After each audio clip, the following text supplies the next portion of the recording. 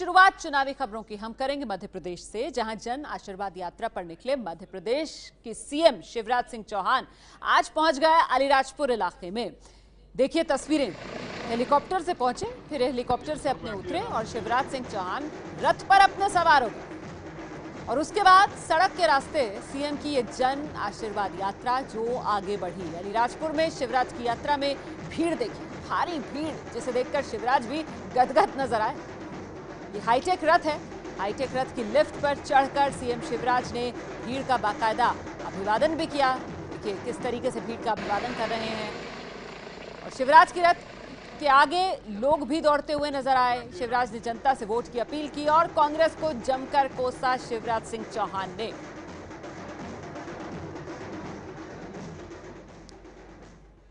दरअसल शिवराज सिंह चौहान जो हैं वो दिन रात चुनाव प्रचार में जुटे हुए हैं, देर रात तक जनता के बीच अपनी बात रख रहे हैं और सत्ता में वापसी के लिए माहौल बना रहे हैं। इस दौरान उनकी पत्नी साधना सिंह हर वक्त उनके साथ मौजूद रहती हैं। रथ के तैयार हाईटेक बस के भीतर साधना सिंह शिवराज का खूब ख्याल भी रखती हैं। शिवराज सिंह की पत्नी की मौजूदगी महिलाओं की भीड़ को भी खूब खींच रही है उनकी यात्रा में।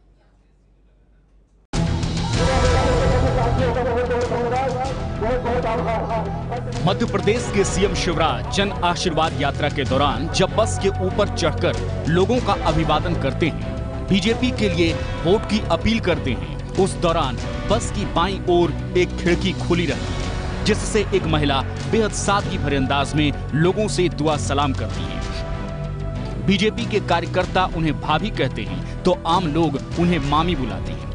ये महिला कोई और नहीं बल्कि खुद शिवराज की पत्नी साधना सिंह है। जब सीएम शिवराज बस के भीतर पहुंचते हैं तो साधना सिंह बिल्कुल घर की तरह उनके लिए चाय नाश्ता तैयार रखती है। अपनी सीट पर शिवराज के बैठते ही वो चाय देती है।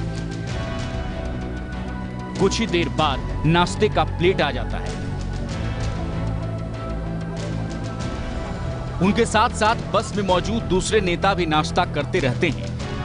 शिवराज की खातिरदारी करने वालों की कमी नहीं है, लेकिन साधना सिंह किसी को मौका नहीं देती। वो शिवराज के पीछे खड़ी रहती है।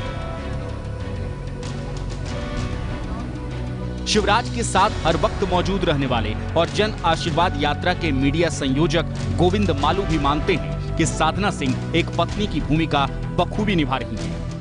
भारतीय परंपरा है, भारतीय संस्कृति है कि एक पत्नी का जो धर्म है, अर्धांगिनी का जो धर्म है, गृहिणी का जो धर्म है, वो निभाती हैं हमारी आदरणीय भाभी जी। जिस तरह से भगवान विष्णु के साथ लक्ष्मी, जिस तरह शंकर के साथ पार्वती, इसी तरह शिवराज जी के साथ साधना जी। शिवराज सिंह के बाद साधना सिंह एक एक शख्स का ख्याल भी रखती है। छोटे से ड्राइवर से लेकर के कर्मचारी तक का वो ध्यान रखती हैं, खाने पीने का ध्यान रखती हैं, उनकी चिंता करती हैं।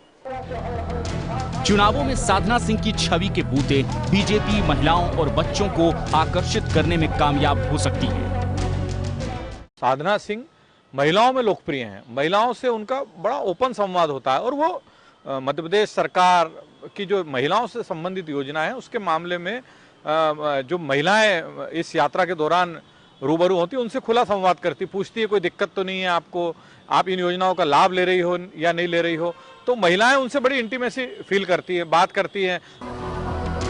बीजेपी की जन आशीर्वाद यात्रा सूबे की करीब करीब हर विधानसभा क्षेत्र से होकर गुजर रही है, क्योंकि इस बार के विधानसभा चुनाव में शिवराज के लिए मुकाबला कांटे का नजर आ रहा है। इस बार का चुनाव शिवराज के लिए चुनौती बनकर खड़ा है, लेकिन इस दौरान उनके साथ कंधे से कंधा मिलाकर उनकी पत्नी साधना सिंह भी खड़ी है। संवाददाता अजय दुबे की रिपोर्ट। बात करते हैं जरा राहुल गांधी की कांग्रेस की। दरअसल राहुल गांधी जब भी बोलते हैं तो वो तो बीजेपी के खिलाफ बोलते हैं, आरएसएस पर हमला करते हैं, लेकिन आज विवाद तब हो गया जब राहुल गांधी की कांग्रेस पार्टी से जुड़े संगठन सेवा दल ने आरएसएस की तारीफ कर दी।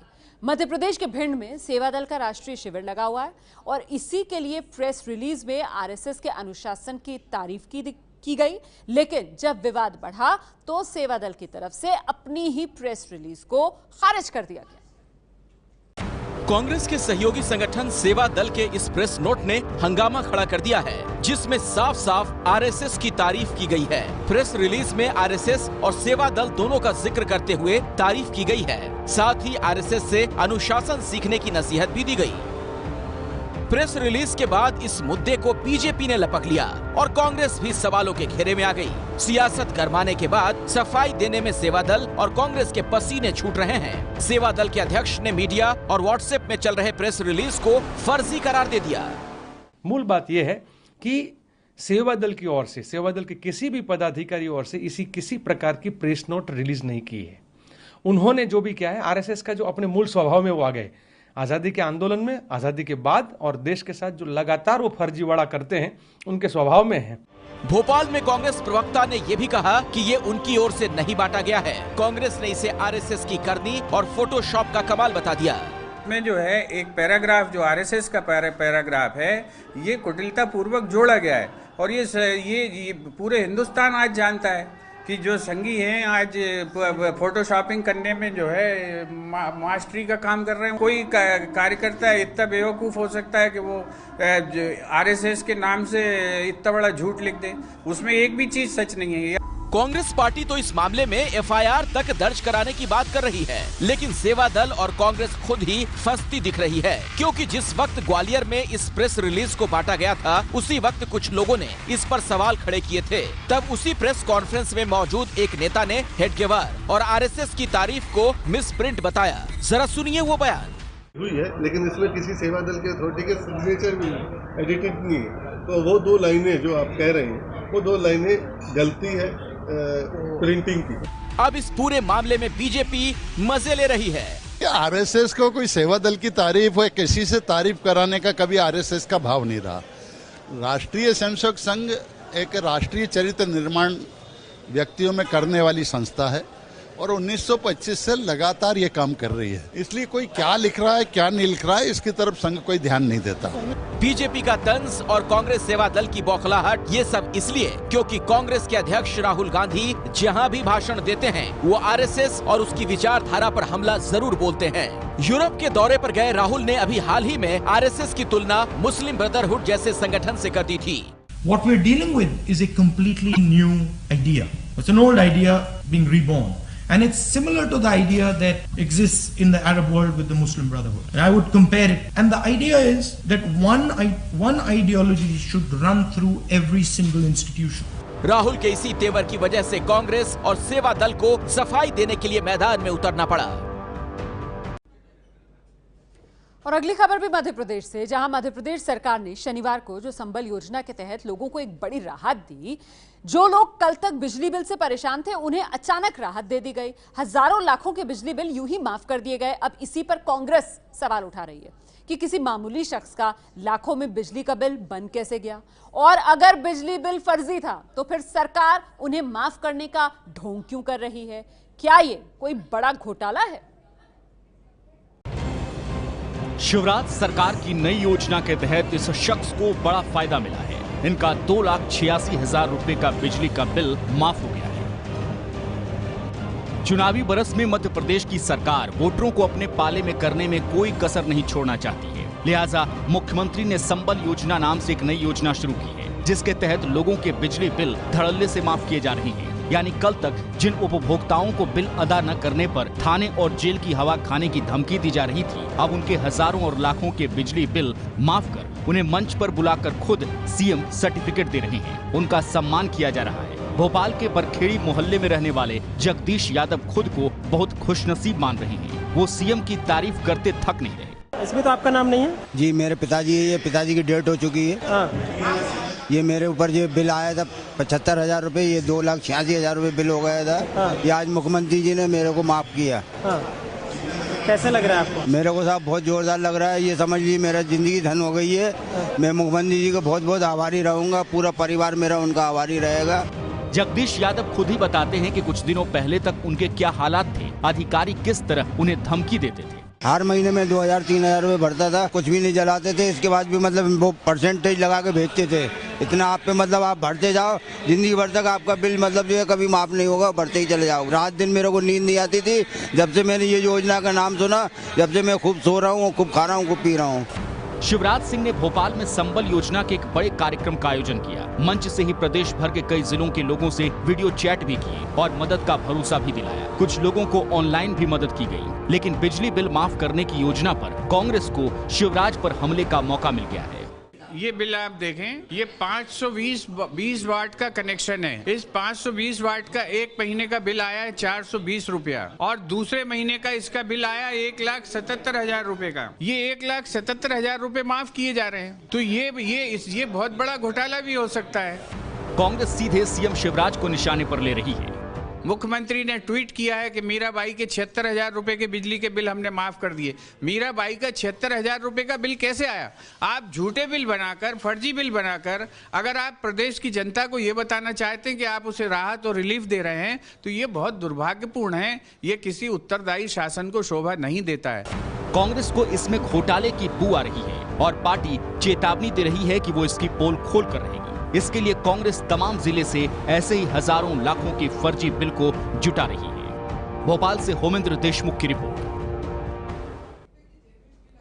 और देखिए, डीजल की कीमतों में पिछले 8 महीने में 10 रुपए से ज्यादा की बढ़ोतरी हो चुकी है।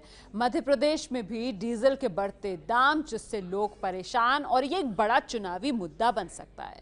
ऐसे ही भोपाल के लोग, जिनसे बात की एबीपी न्यूज संवाददाता ब्रजेश राजपूत ने, रिपोर्ट देखिए। देश में एक बार फिर से तथाकथित अच्छे दिनों की मार पड़ी है। डीजल पेट्रोल के दाम अभी तक के सबसे ज़्यादा हो गए हैं। भोपाल की बात करें तो भोपाल में मेरे पीछे जो रेट है वो है डीजल का 73 रुपये 17 पैसे, और यदि पेट्रोल की बात करें तो पेट्रोल है 83 रुपये 64 पैसे, 83 रुपये 60 पैसे। ये अभी तक का सबसे ज़्यादा रेट है डीजल। इससे पहले कभी आपने इतना महंगा डीजल पेट्रोल कभी लिया है? कभी नहीं लिया, कभी नहीं लिया। इतना महंगा हो गया, 5 सालों में कम से कम 20 रुपये बढ़ गया, 15 से 20 रुपये।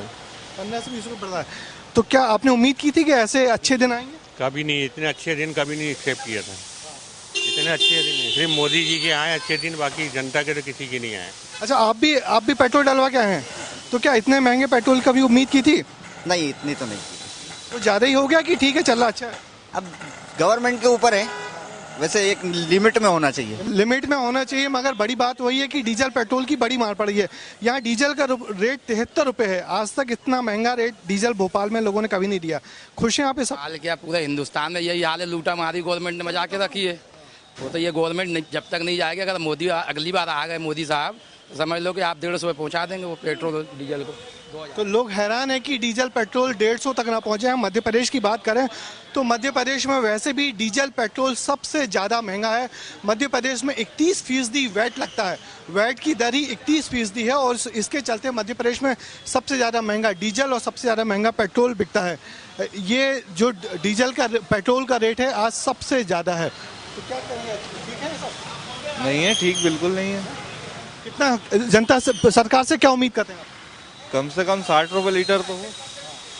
कभी उम्मीद की थी कि पेट्रोल इतने यहाँ तक पहुँचना? तो नहीं किया था, इतना बिल्कुल भी नहीं किया था। कितना कभी पेट्रोल देखना पड़ेगा। तो आपको क्या लग रहा है, रेट 100 तक पहुँच जाएगा? हाँ, पहुँच जाएगा, आराम से पहुँच जाएगा। आने वाले 1-2 साल के अंदर 100 रुपये लीटर आराम से होना है।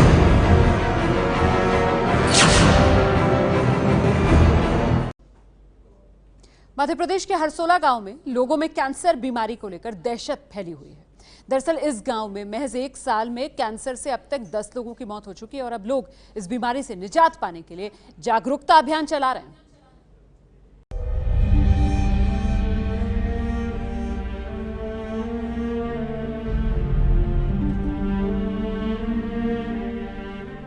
अपने परिजनों की मौत पर आंसू बहाते ये लोग मध्य प्रदेश की राजधानी भोपाल से 180 किलोमीटर दूर बसे गांव हरसोला के हैं। महज 3 महीने के अंदर इस परिवार ने 2 लोगों को खो दिया है। हजारी और रमेश दोनों भाइयों की मौत 3 महीने में हो गई। परिवार सदमे में है। ये हाल केवल इस परिवार का ही नहीं है। इस गांव में कई ऐसे परिवार हैं जहां 1 से ज्यादा लोगों की मौत कैंसर से हो गई है। पूरा गांव कैंसर की दहशत में पल पल जी रहा है। पूरा डर छाया गया कि हमको किसी को ना हो जाए। इस मौतों का आंकड़ा देखा जाए इक्का दुक्का मिला के तो कम से कम 50-60 के ऊपर जाता है। पर ये विगत 2 माह में जो परिणाम सामने आया है कि 2-2, 4-4 दिन के अंतराल में 1-1, 2-2 मौतें हो रही है। गाँव में दहशत है कि अगर थोड़ा सा भी आदमी बीमार होता है तो उसको लगता है कि यार वो बीमार है, कैंसर बीमारी का प्रकोप चल रहा है, क्या मेरे को नहीं हो जाए, इसको नहीं हो जाए, इस तरह का दहशत है। करीब 10,000 की आबादी वाले इस गांव को 5 साल पहले खतरनाक बीमारी कैंसर ने अपने आगोश में ले लिया था। तब से लेकर अब तक हर साल यहाँ के लोगों की इस लाइलाज बीमारी से मौत हो रही है। इंदौर से 20 किलोमीटर दूर बसा गांव हरसोला पहले आलू की खेती के लिए जाना जाता था, पर अब एक ये बुरी बात के लिए जाना जा रहा है। इस गांव में कैंसर के मरीज बड़ी तेजी से बढ़ रहे हैं। आपको बता दें कि इसी साल लगभग 10 लोगों की मौत कैंसर से हो चुकी है। इस बात के हड़कंप मचने के बाद प्रशासन जागा है। इस गांव में जांच बैठा ली गई है। पिछले 1 साल में 10 लोगों की मौत कैंसर की वजह से हो चुकी है। पिछले 5 साल में 20 से ज्यादा लोगों की मौत कैंसर की वजह से हुई। पिछले हफ्ते 6400 लोगों की जांच की गई, जिनमें 21 लोगों में कैंसर के लक्षण पाए गए।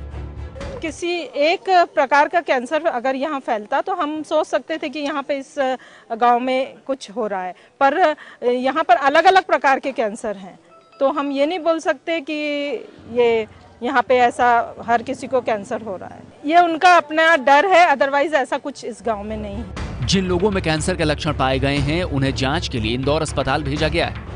साथ ही स्वच्छता और तंबाकू के खिलाफ जागरूकता फैलाने के लिए जन जागरण अभियान चलाए जा रहे हैं। अपने घरों में और आसपास कैंसर से हो रही लगातार मौतों से लोग डरे हुए हैं। कैंसर के इलाज में लाखों खर्च कर चुके ग्रामीण आर्थिक तौर पर भी काफी पिछड़ गए हैं। शासन से ये मांग करते हैं कि जो मृत परिवार जो आर्थिक रूप से टूट चुके हैं उनकी सरकार मदद करें, कम से कम 2-2 लाख रुपया उनको मुआवजा दे। उसके साथ में जो अभी पेशेंट है उनको फ्री इलाज और उनको आर्थिक सहायता जो राज्य बीमारी सहायता से मुख्यमंत्री राहत कोष से जो मिलना चाहिए वो मिलना चाहिए। इन मौतों से लोगों के मन में प्रशासन के प्रति गुस्सा है। इनका कहना है कि ये केवल खानापूर्ति हो रही है। ये है ABP न्यूज़, आपको रखे आगे।